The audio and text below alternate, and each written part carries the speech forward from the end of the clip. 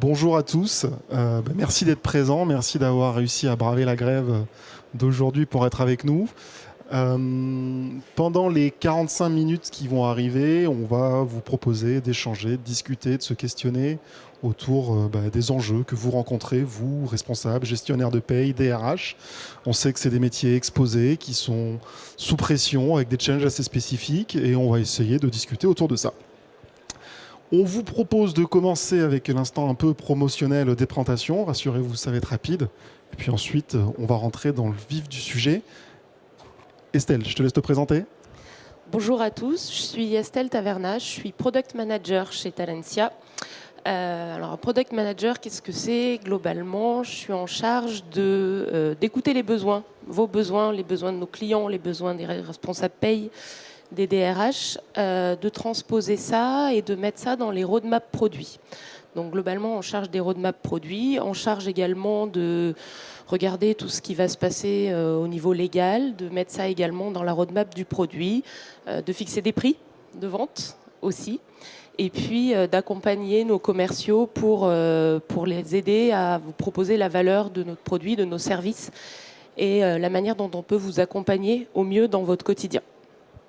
Merci. Et donc moi, je suis Bastien, donc je suis le directeur marketing de Talentia. Talentia, vous l'aurez compris, nous sommes éditeurs de solutions pour les fonctions finance, mais surtout pour les fonctions RH. Pas de long pitch, mais juste quelques éléments qui vous permettent de nous situer. Aujourd'hui, c'est près de 20% des ETI en France qui utilisent une solution Talentia. Donc on aime se définir comme étant une ETI au service des ETI. Et nous sommes à peu près 500 collaborateurs sur 9 géographies. On referme l'instant promotion et on passe au concret. On vous propose, afin de structurer l'échange, d'adresser ça en 3 parties. Mais vraiment, si vous avez des questions, si vous souhaitez nous interrompre, n'hésitez pas. Ça sera plus sympa comme ça que si on le fait de manière un petit peu scolaire sur la fin. Donc, Estelle va commencer par vous partager notre vision sur le contexte des gestionnaires de paye, des enjeux des équipes paye et les challenges en face de ces contextes. Ensuite, on vous proposera un peu de benchmark. On a regardé comment les organisations ETI, PME en France pouvaient se structurer pour faire face à ces enjeux. Et enfin, on terminera en listant, en évoquant les questions à se poser pour celles et ceux qui veulent s'engager dans une démarche de transformation de leurs équipes paye. Voilà la global picture. Estelle, je te laisse commencer. Oui. Merci. Donc on va effectivement commencer par regarder on s'est penché un petit peu sur quel est le contexte de nos clients, dans quel milieu ils évoluent, pardon. Qu'est-ce qui se passe dans les services paye aujourd'hui par rapport à il y a quelques années. Donc on voit que le premier sujet, ce qui ressort quand on discute avec nos clients, c'est la gestion des équipes. C'est compliqué aujourd'hui de gérer une équipe paye, de faire une équipe paye parce qu'on a un turnover qui est important. Il y a une pénurie sur le marché, clairement, de gestionnaires paye. On peut se dire, malheureusement, c'est un métier qui n'attire pas beaucoup. Donc, c'est très difficile de recruter des gestionnaires paye, des vrais gestionnaires paye. Peut-être aussi parce que, malheureusement, c'est un métier qui est très peu reconnu. Finalement, la reconnaissance du service paye au milieu du service RH, finalement, c'est le parent pauvre. Quand on est dans une grosse administration, dans une grosse ETI, on parle de la finance, on parle de la RH, mais on parle très peu de la paye. Le responsable paye, il est souvent pas beaucoup entendu par sa direction. Le deuxième sujet qui revient dans le contexte compliqué aujourd'hui, c'est les évolutions réglementaires. Le contexte réglementaire qui change sans arrêt et c'est dur à suivre. On a toujours l'impression de pédaler et d'être en retard. Je vais revenir là-dessus un petit peu plus en détail un peu plus tard. Le troisième sujet, c'est la source d'information. Aller chercher les informations terrain, les informations paye et réussir à centraliser tout ça. Aujourd'hui, on a l'information, elle est partout, elle est sur le terrain, elle est sur les chantiers, elle est dans les usines, etc. Donc la difficulté pour nos clients, c'est d'aller récupérer cette information. Là aussi, on reviendra plus en détail sur ces sujets-là. Et puis, pour revenir... Ça rejoint un petit peu ce qu'on disait juste avant sur un métier qui est assez peu reconnu. Le gestionnaire paye, il y a une grosse partie, malheureusement encore aujourd'hui, de ces tâches qui sont à faible valeur ajoutée. C'est aussi peut-être pour ça qu'on a des difficultés à recruter. Donc dans ces tâches qu'on va appeler à faible valeur ajoutée, on a toute une flopée de ressaisie d'informations. L'information, elle est dans un autre outil, on est obligé de la ressaisir, etc. Il y a beaucoup de contrôles manuels au niveau de la paye. Ces contrôles, on sait qu'ils sont longs, et ils sont inefficaces. Parce que globalement, quand on contrôle à la main 2500 bulletins, faut pas se leurrer, au bout du 11e, on voit plus rien. Donc ça, c'est ce qu'on a identifié vraiment comme pain point chez nos clients au niveau du service pay. Est-ce que tu dirais que ces difficultés se sont accrues ces dernières années, que ce soit, je sais pas, pour un réglementaire de plus en plus complexe, le Covid, tout ça? Est-ce que tu as observé une accélération finalement? Alors, le réglementaire, il y a eu une phase très importante au moment de la mise en place de la DSN avec le pass, tout ça. Là, ça a été très vite. Depuis 1 an ou 2, ça se temporise un petit peu. C'est la sensation effectivement qu'on a, c'est que voilà, le réglementaire évolue un petit peu moins. Par contre, effectivement, avec le Covid, la crise Covid, il y a eu l'aspect décentralisation à gérer et de manière souvent un peu brutale. Donc ça a été compliqué pour les services pay parce que Covid ou pas, c'était pas possible de s'arrêter, au contraire. Donc effectivement, là, il y a eu une étape à franchir. Et effectivement, le fait de mettre de la digitalisation un petit peu partout, ça demande de mettre en place des process. Et c'est pas toujours simple de s'organiser, de mettre des process clairs, définis. Et du coup, on se laisse parfois un petit peu dépasser par cette décentralisation et cette digitalisation. Super, merci. On se concentre sur les galères ? On se concentre sur les galères. Alors, on va descendre un petit peu plus dans le concret, effectivement. Le recensement de la donnée, aujourd'hui, nos clients, quand on les écoute, quand on fait les phases d'avant-vente ou les accompagnements en termes de projet, ils nous disent moi, c'est compliqué parce que j'ai plusieurs outils GTA. Il y en a sur les chantiers qui ont des badgeuses, il y en a qui n'ont pas de badgeuses. Et puis, il y en a, je récupère encore les infos papier. Les congés, c'est pareil. Une partie de mon entreprise, toutes les personnes au siège, on utilise un module absence qui nous permet de poser des congés. Mais dans certains établissements du groupe, ils ne l'utilisent pas. Et c'est encore la petite feuille de papier sur le bureau du manager. Donc, la récupération de la donnée sur le terrain, c'est un vrai sujet. Et chez Talentia, effectivement, on a essayé de vous accompagner. On essaie de vous accompagner à travers des outils et des services pour vous aider à aller récupérer cette donnée. Le deuxième sujet qu'on entend souvent, c'est trop de ressaisie. On ressaisit les informations dans plusieurs outils. Donc des tâches rébarbatives, sans valeur ajoutée encore une fois, et avec un risque d'erreur important. Quand on saisit la même donnée à 4 endroits différents, on multiplie par 4 le risque d'erreur. Et on sait très bien que si on saisit 2 informations qui sont différentes, à un moment, quand on va vouloir faire interfacer les systèmes, on va avoir un problème. Ensuite, on arrive effectivement, on l'a abordé rapidement tout à l'heure, sur la conformité réglementaire. Donc, il y a différents niveaux. La conformité réglementaire, le premier sujet qui vous impacte, le premier, c'est le retard de votre éditeur. Vous savez qu'il y a une nouvelle loi qui est passée et votre éditeur, il va mettre 6 mois avant de la mettre. Donc vous, ça vous met dans une situation compliquée. Et effectivement, la difficulté d'être proactif sur la communication et sur la mise en place des mises à jour légales. Le deuxième sujet sur ces mises à jour légales, si votre éditeur ne le fait pas et que vous avez la main pour le faire, c'est le temps que ça vous prend de faire la veille. Faire de la veille conventionnelle et faire de la veille légale, c'est hyper chronophage. Ça peut représenter l'équivalent d'une personne dans une entreprise. Donc faire la veille et mettre en application les nouvelles législations. Donc, par exemple, on a là, sur le légal la partie DSN, les plafonds de sécu, l'évolution du pass, etc. Et puis sur la convention, quand les conventions sont renégociées ou qu'il y a des rediscussions, effectivement, vous tenir informé de tout ça, ça prend du temps. Et puis le niveau encore du dessous, si on descend le légal, le conventionnel, et ensuite si on descend au niveau des accords en entreprise, pareil, votre mutuelle, votre prévoyance a été renégociée, il faut vous remettre à jour, il faut mettre à jour tout le logiciel de paye, etc. Donc tout ça, effectivement, au quotidien, pour un responsable paye et pour un gestionnaire paye, c'est lourd. Le quatrième, c'est le respect des échéances. Vous n'avez pas le choix. Il faut payer à l'heure parce que le climat social de l'entreprise, etc. Là, le retard, c'est pas possible. On peut effectivement payer un fournisseur avec 3/4 de jours de retard. Si c'est tout le temps, on va avoir des problèmes, mais on ne peut pas se permettre de payer les salariés en retard. Ça, c'est impossible. Et la deuxième, c'est déclarer en temps et en heure. Si vous ne déclarez pas vos DSN en temps et en heure, ils ne vont pas vous rater pour les pénalités. Et là, votre DAF, il ne va pas être content. Donc, c'est des contraintes tout le temps. et une mise sous pression permanente parce que la pression du paiement et la pression du déclaratif. Et puis le dernier sujet qui revient assez souvent, c'est l'aspect confidentialité des données. Quand on est dans un service paye, on touche à la donnée la plus confidentielle de l'entreprise quand même. L'aspect salaire en France, en tout cas, c'est encore un sujet qui est super tabou avec une confidentialité très forte. Donc il y a plusieurs niveaux dans la confidentialité. Il y a effectivement entre le service paye et les autres services de la société, entre les autres services support, ce que j'appelle service support, donc le reste de la RH par exemple.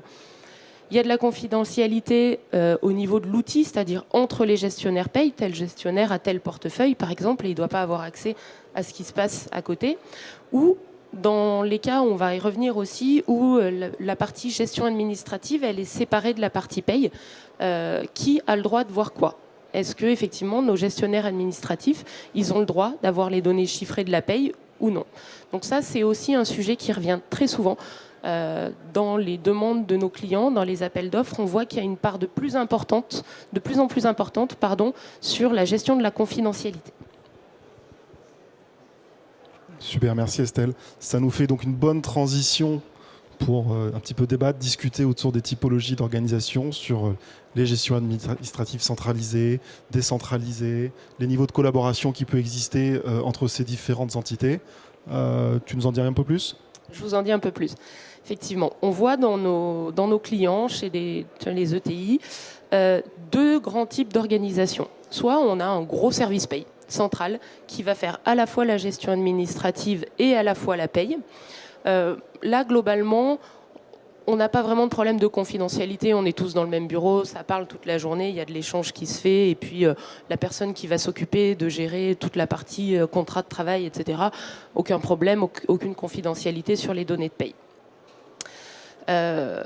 On a aussi des clients qui ont deux équipes très distinctes. Une équipe gestion administrative, une équipe paye. Donc là, on va se poser effectivement la question de la confidentialité entre les deux services. Et puis, le troisième cas de figure, ça va être deux équipes, mais avec une gestion administrative décentralisée. Et ça, on le voit de plus en plus. Par exemple, les magasins Point P qui font de la négoce de matériaux de construction, toute la partie gestion administrative des collaborateurs, elle se fait dans les magasins. Et en fait, au service paye, il n'y a que des purs payeurs, on va dire. Des gens qui ne touchent pas du tout à la partie contrat, à la partie mutuelle, à la partie gestion administrative, et ils font que la paye. C'est la même chose chez Apple, par exemple. Chez Apple, la gestion administrative se fait au niveau des magasins, et puis les données sont remontées au niveau du siège, et la paye, elle se fait au siège. Quand on a, ce qu'on a remarqué aussi dans les organisations, c'est que quand on a une seule équipe, ça veut dire que le gestionnaire paye, il doit savoir tout faire. Et là, on revient sur le sujet de tout à l'heure en se disant, mais on n'arrive pas à le trouver, ce gestionnaire couteau suisse, qui sait faire de la GA, qui sait faire de la paye, qui sait contrôler ses payes, qui sait saisir ses données, qui sait les importer. Et puis, s'il a 2 minutes, qui va savoir mettre à jour le logiciel de paye pour remettre ma rubrique correctement.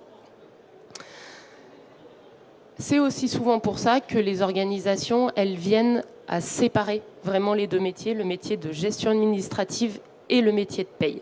Ça permet effectivement de recentrer la compétence et du coup, finalement, c'est un peu plus facile à trouver. Ces décisions d'organisation, elles sont drivées par des choix stratégiques des entreprises ou est-ce que c'est plus des sujets sectoriels finalement et tu vois que sur certaines verticales, il y a des modèles qui prédominent? Alors, globalement, elles sont drivées par le métier. C'est-à-dire, effectivement, on prenait l'exemple d'Apple et de Point P, c'est de la distribution, c'est des magasins. Donc, quand on a des organisations comme ça, avec un siège quelque part et puis des établissements, des magasins, des agences, là, on va être plutôt organisé en deux services. Une équipe paye au siège et des équipes de gestion administrative qui sont décentralisées. Ça peut être aussi, ce qu'on vient d'évoquer, la pénurie de gestionnaires paye. Se dire, j'en ai pas assez, j'ai 3000 collaborateurs, j'ai besoin de 10 gestionnaires. Je trouve pas 10 gestionnaires. Donc je vais en prendre que 6 qui vont se focaliser sur des tâches pure paye et je vais compléter par 4 gestionnaires administratifs. Donc la séparation des deux, elle peut se faire soit effectivement par le métier, soit par les compétences qu'on va trouver sur le marché. Dans le cas où on a deux équipes, avec des équipes décentralisées sur la partie gestion administrative, ce qu'on retrouve, qui ressort souvent chez nos clients, c'est la difficulté à mettre en place des process très très clairs. Parce qu'effectivement, quand on décentralise les choses, quand on sépare les tâches, faut que les tâches soient claires et que le rôle de chacun, le rôle et les responsabilités de chacun soient bien répartis. Super, merci. Avant de passer au benchmark, est-ce qu'il y avait des remarques, des questions, des compléments sur ce qui a été présenté? Des difficultés que vous avez et dont on n'a pas parlé aussi? Non, on avance. Allez. Bon, qu'est-ce que tu observes, toi, sur le marché des PME, ETI, justement, de manière concrète, en termes d'organisation, pour faire face à ces sujets? Ouais. Alors, là, on voit depuis une bonne dizaine d'années, effectivement, une transformation des services de gestion administrative et des services paye. Donc, sur la partie recensement de la donnée, globalement, la tendance, elle va à la décentralisation. C'est ce dont on parlait tout à l'heure. Globalement, de plus en plus, on va chercher la donnée directement à la source. Alors, plusieurs raisons, parce que c'est là qu'elle se trouve et les outils du marché aujourd'hui nous permettent de le faire. Il y a 20 ans, le manager qui se connectait sur le portail et qui allait saisir directement les heures supplémentaires, ça n'existait pas ou très peu. Aujourd'hui, globalement, le marché il a évolué et les outils permettent de décentraliser et d'aller chercher la donnée à la source. Alors, il y a le premier bénéfice de ça, c'est plus de ressaisie des choses, puisqu'on saisit directement la donnée dans l'outil. On diminue le risque d'erreur, parce qu'à partir du moment où la donnée elle est saisie qu'une fois, on diminue le risque d'erreur. C'est le même principe que le téléphone arabe. On part d'une information, on la transmet, et puis quand elle arrive, c'est plus du tout la même qu'au départ. Donc avec la donnée, ça se passe exactement de la même manière. Donc décentralisé, c'est-à-dire qu'on récupère l'information dans l'outil directement à la source et avec des process de validation, des workflows, etc. Mais l'information, elle transite dans le même flux, dans le même outil. La deuxième chose qu'on voit, c'est une automatisation au maximum des imports, des saisies et de tout ça. Avant, on allait prendre notre fichier, on le déposait, puis si on ne le déposait pas au bon endroit, il n'était pas importé. Et quand on faisait tourner la paye, les heures sup, elles n'étaient pas prises en compte. Maintenant, il y a des automatismes qui se font. Les SIRH, ils sont ultra connectés, donc tous les outils sont connectés. Il y a quasiment plus d'intervention manuelle sur ces tâches qui, finalement, qui n'apportaient rien et qui étaient un risque d'erreur au niveau de la paye. Au niveau de la conformité réglementaire, le troisième sujet important, ce qu'on observe de plus en plus, c'est une externalisation de ce service-là. Les ETI, ils n'ont plus le temps, ils n'ont plus envie de s'embêter avec ça, avec faire de la veille conventionnelle, de la veille réglementaire, ça prend beaucoup trop de temps. Il y a des tas de sociétés, les éditeurs accompagnent, ont des offres de services là-dessus, donc effectivement une externalisation de cette partie-là. Sur la veille réglementaire, alors sur la veille et sur le maintien en conditions opérationnelles de l'outil. C'est-à-dire qu'il y a la partie veille, ok, je sais qu'il faut que je change ça, mais en fait mon éditeur, il va récupérer l'information et il le fait tout seul. Finalement, on va... Pour le client, c'est aussi une économie. Parce que chez lui, il était obligé d'avoir 2 personnes au service juridique en permanence. Finalement, aujourd'hui, c'est mutualisé parce que plusieurs clients font appel au même service. Donc, forcément, économie d'échelle, ça coûte moins cher. Donc là, c'est vraiment une grosse tendance du marché.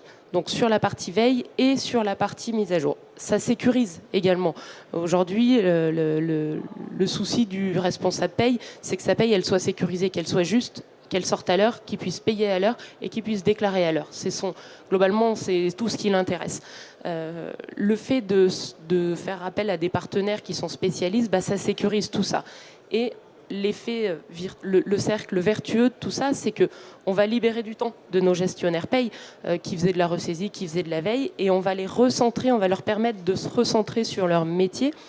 Et aujourd'hui, je pense que 60% du temps du gestionnaire paye, c'est d'être au service des collaborateurs. Ils vont prendre les appels, répondre aux mails des collaborateurs qui vont poser des questions.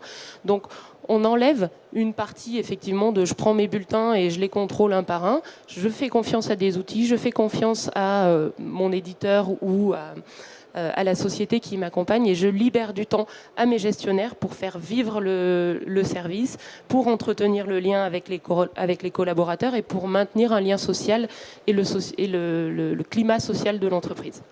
Si on revient sur la décentralisation 30 secondes, donc ce que tu nous dis, c'est que finalement la charge a été déportée du côté du collaborateur. On le mobilise plus, on l'implique plus dans la saisie de données. Le collaborateur, le manager, le responsable de service. Et ça n'a pas engendré une déperdition de données, une mauvaise qualité de données, parce que moins de rigueur dans la saisie. Ça, c'est pas quelque chose qui a été observé. Non, parce que le collaborateur, quand il va poser ses congés, il va faire attention aux dates. Donc il va pas poser les mauvaises dates. Quand il va changer son RIB, il va relire 3 fois s'il a bien mis les bons numéros parce qu'il veut être sûr que sa paye elle arrive bien sur son compte. Alors que le gestionnaire qui saisit 50 RIB à la suite, eh ben, le risque d'erreur finalement il est plus important parce que forcément quand on fait 50 fois la même chose et puis il est dérangé parce que on l'appelle, parce qu'il doit aller répondre au téléphone, répondre à un mail, etc. Donc quand le collaborateur il est responsable de ta donnée et il la prend avec plaisir cette responsabilité, il sait que s'il saisit le mauvais RIB, sa paye elle n'arrivera pas sur son compte. Et le manager c'est pareil, il sait que ce qui importe pour que ça se passe bien avec son équipe, bah, il faut que la paye elle soit juste. Donc il va faire attention aux heures supplémentaires qu'il saisit, il va essayer de ne pas en oublier. Super, très clair. Le dernier, effectivement, c'est le respect des échéances. On en a déjà parlé. Le fait d'externaliser certains traitements de la paye, bah, si vous externalisez le lancement de vos DSN, bah, vous vous souciez plus, c'est plus de votre responsabilité. Vous avez confié la responsabilité à un tiers. Voilà. Vous savez que votre DSN, elle va être déclarée parce que vous avez engagé la responsabilité de votre prestataire sur le sujet. Merci. Pour continuer, on voulait vous partager un cas client extrêmement concret. Je ne sais pas si certains d'entre vous connaissent la société HME, qui est une belle société industrielle française de 300 collaborateurs à peu près, présente sur 3 territoires, si je ne dis pas de bêtises. Et typiquement, ils se sont retrouvés dans une situation que connaissent beaucoup de sociétés, c'est-à-dire un gestionnaire de paye qui part à la retraite. Et du coup, plein de questions, parce que c'est beaucoup d'expertise, beaucoup de connaissances qui s'en va du jour au lendemain, qui quitte l'entreprise. Et du coup, qu'est-ce qu'on fait ? Parce que comme Estelle l'a précisé juste avant, le recrutement, c'est pas simple. Trouver les bonnes compétences, c'est compliqué. Donc du coup, qu'est-ce qu'on met en place pour transformer mon organisation de paye, sachant que le trigger, l'élément déclencheur, ça a vraiment été le départ d'une compétence clé. Et donc, ce départ a permis à cette société de se poser toutes les questions qui vont bien pour dire comment je vais optimiser mon nouveau service paye, qu'est-ce que je mets en place, qu'est-ce que j'internalise, qu'est-ce que j'externalise, qu'est-ce que je garde en centrale, qu'est-ce que je fais porter aux collaborateurs. Et tous ces sujets en fait ont été adressés sur l'année 2021-2022. Tu peux peut-être nous dire ce qu'ils ont mis en place concrètement comme solution ? Oui, effectivement. Donc en fait, c'est une société qui est cliente Talentia depuis plusieurs années et qui utiliser simplement le logiciel, et avec donc ce départ à la retraite et la difficulté de remplacer, ils se sont dit plutôt qu'effectivement recruter quelqu'un qui fera pas forcément, on a du mal à recruter, il va falloir reformer.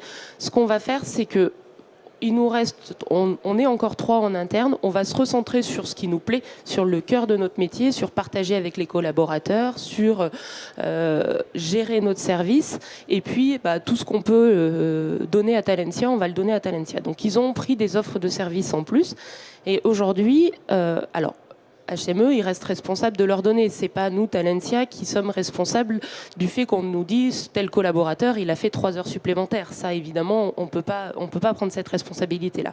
Mais globalement, ils nous donnent les données. Nous, on intègre les données dans la paye. On fait les traitements de paye. On fait des contrôles de cohérence, des premiers contrôles de paye. C'est-à-dire qu'on contrôle effectivement que ce que le client nous a donné en entrée, c'est bien ce qu'on ressort en sortie sur les bulletins de paye.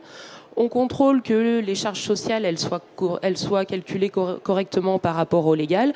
On contrôle que les virements soient bien corrects par rapport à ce qu'on a sur les fiches de paye. On envoie au client. Il regarde également, lui, de son côté, que c'est bien tant d'heures supplémentaires qu'il fallait payer, que Monsieur Martin, il est bien passé cadre sur ce mois-ci. Et puis, une fois que c'est bon, il nous dit que c'est OK. Nous, on va lancer les DSN, on va faire le déclaratif pour notre client. S'il y a des retours, on va corriger, nous, les erreurs. On va lancer les virements, etc. Donc, globalement, il s'est déchargé de toutes les choses qui peuvent être faites par quelqu'un d'autre que l'entreprise. Mais par contre, où on ne peut pas remplacer le gestionnaire paye, c'est la connaissance des salariés, la connaissance du métier, la connaissance de son entreprise. Nous, on ne sait pas si M. Martin il est réellement passé cadre ou pas. Et puis, on n'est pas en capacité non plus de répondre aux collaborateurs qui ont des questions sur pourquoi j'ai pas eu mon augmentation ce mois-ci. Donc, il se recentre effectivement sur le lien avec les autres services, le lien avec les collaborateurs et la connaissance de son entreprise. Super, merci. Donc on a vu les éléments entre guillemets un peu théoriques, contextuels au début. Ensuite, là, on vient de boucler la partie concrètement, qu'est-ce qu'on peut observer aujourd'hui sur le marché.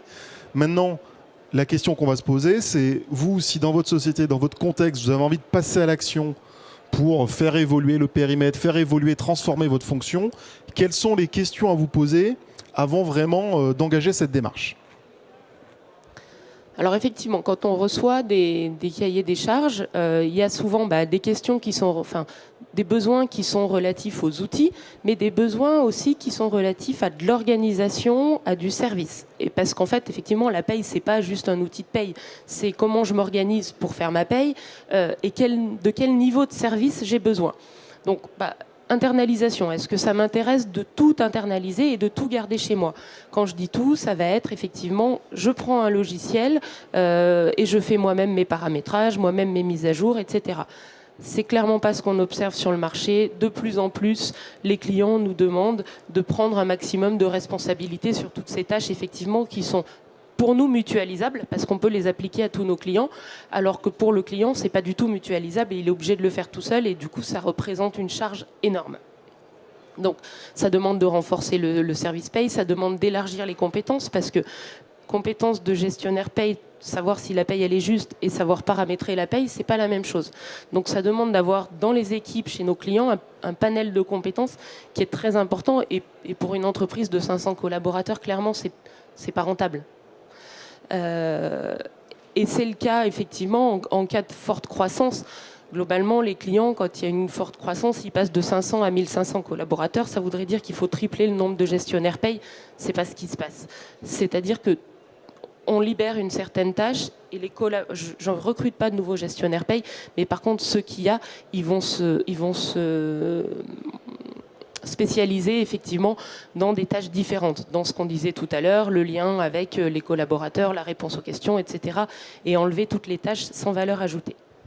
Ce que tu dis, c'est quand même une sorte de paradoxe, c'est qu'en fait, externaliser une partie de ce périmètre... C'est renforcer les compétences. C'est renforcer les compétences et in fine réduire les coûts. Oui, réduire les coûts. Ce qui est quand même pas complètement naturel comme approche quand on externalise. On est d'accord. On est d'accord. Mais en réalité, si, parce qu'effectivement... ce que Talentia facture à ses clients, c'est pas l'équivalent d'un salaire complet. Par mois, c'est beaucoup moins parce qu'un gestionnaire, un paramétreur, il va paramétrer sur plusieurs clients. Nous, on a la capacité de mutualiser les choses, que nos clients n'ont pas cette capacité à mutualiser. Donc effectivement, il y a l'internalisation, l'externalisation. Donc effectivement, c'est on se concentre sur le cœur de métier. Voilà, chacun son job. Un gestionnaire paye, il doit être dans le service paye parce qu'il est là pour gérer la paye de son entreprise. Il n'est pas là pour paramétrer. Le paramétrage, c'est pas le job du gestionnaire paye. Et puis, on voit quand même, on n'est pas sur du tout blanc ou du tout noir. On a quand même beaucoup de modèles hybrides et effectivement, nos clients, on a des niveaux de service qui sont différents et on a plusieurs types d'externalisation.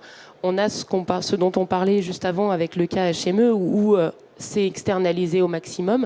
On fait tous les paramétrages, on fait les traitements de paye, mais on a aussi des clients qui disent non, moi je veux garder la main sur mes traitements de paye, lancer mes payes quand je veux, payer quand je veux, sans avoir un planning de paye à respecter, faire mes DSN moi-même. Par contre, le paramétrage, j'y touche pas. Vous gardez tout ça, vous faites la veille et vous faites le paramétrage. Donc effectivement, ce qu'on a majoritairement, finalement, c'est ce modèle hybride. Le modèle hybride entre je vous confie la veille, je vous confie les paramétrages, toutes les évolutions. Par contre, voilà, moi je veux garder la main sur tout le reste. Avec donc on parlait juste avant, il y a effectivement ce niveau de service, comment je m'organise au sein de mon entreprise et comment je choisis l'outil avec lequel je veux travailler. Et là, il y a des centaines de questions à se poser, mais si on essaie de les regrouper un petit peu par thème, La première, c'est est-ce que j'ai une organisation qui est très centralisée ou est-ce que j'ai une organisation qui tend à se décentraliser?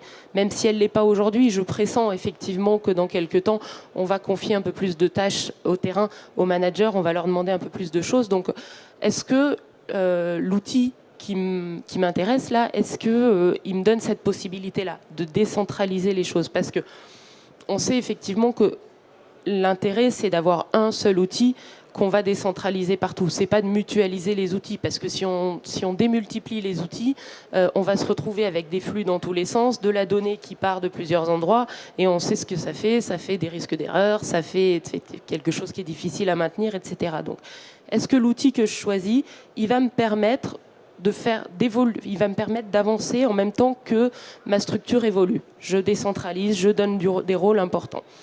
Est-ce que l'éditeur que je choisis, il s'engage sur le maintien de mon réglementaire? Moi, je ne veux pas attendre 6 mois avant qu'on me mette à jour la nouvelle DSN ou les nouveaux taux de cotisation ou qui changent mes taux accidents du travail. La troisième question, c'est est-ce que cet outil, ce SIRH, il va savoir s'intégrer correctement dans mon SI global? Est-ce que je vais pouvoir m'interfacer facilement avec la compta ou il va falloir chaque mois que j'aille chercher mon fichier d'OD de paye et que je l'importe à la main? Le niveau de service, on en a déjà parlé. Qu'est-ce que l'éditeur que je pressens me propose comme niveau de service? Est-ce que ça correspond à mon organisation d'aujourd'hui et à celle qui peut arriver demain? Parce qu'effectivement, dans mon effectif, j'ai 4 personnes qui vont partir à la retraite dans les 5 prochaines années. Est-ce que, éventuellement, si je décide d'aller dans ce sens-là, l'éditeur que je choisis saura m'accompagner pour compenser ces départs-là? Donc, en résumé, effectivement, c'est est-ce que je veux responsabilité, engager, rendre plus flexible mon organisation en décentralisant tout ça? Donc je responsabilise chaque partie, chacun participe à la vie de l'entreprise et à la qualité de la donnée.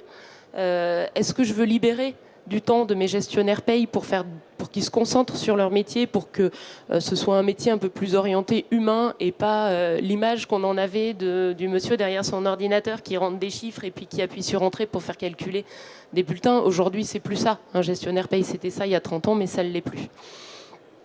Donc effectivement, c'est une transformation, c'est ce qui ressort aujourd'hui, c'est qu'effectivement nos clients ils nous disent, moi j'ai des gestionnaires paye qui sont jeunes, qui vont au contact des collaborateurs, qui ont envie d'autre chose, et du coup ces services-là, ça permet effectivement de dégager du temps et d'ouvrir le service paye, de le rendre un peu plus humain.